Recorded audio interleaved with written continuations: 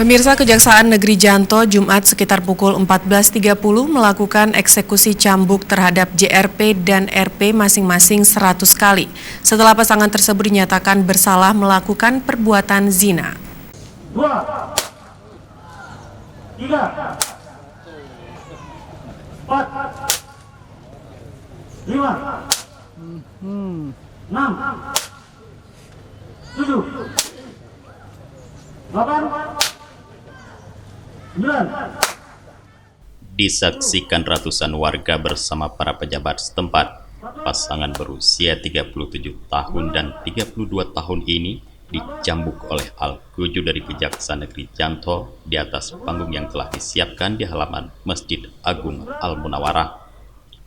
Pasangan jarimah zina yang dicambuk ini terbukti melanggar pasal 33 ayat 1 Kanun Aceh nomor 6 tahun 2014 tentang hukum jinayat. Eksekusi cambuk dilaksanakan sesuai dengan protokol kesehatan COVID-19 guna mencegah penyebaran virus corona di Aceh Besar dan waspadai transmisi lokal COVID-19. Kedua terpidana cambuk memakai face shield, sementara petugas dari Kajari Janto dan tim kesehatan yang berada di panggung memakai masker. Wakil Bupati Aceh Besar Tengku Haji Husaini Awahab yang membuka kegiatan tersebut dalam sambutannya menyesalkan masih ada pelanggaran syariat Islam di daerah tersebut.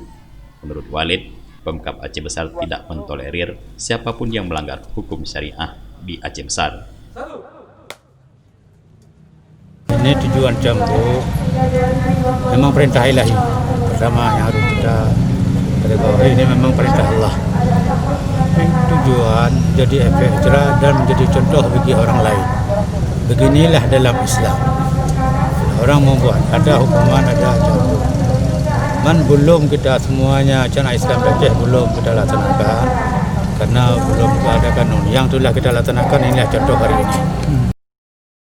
Berdasarkan statistik grafik perkara jinayat yang masuk dan diadili di Mahkamah Syariah Janto mengalami penurunan jumlah perkara yang cukup signifikan, di mana pada tahun 2017 terdapat sejumlah 49 perkara, tahun 2018 berjumlah 26 perkara, di 2019 jumlah 18 perkara, dan di tahun ini 2020 sudah 15 perkara.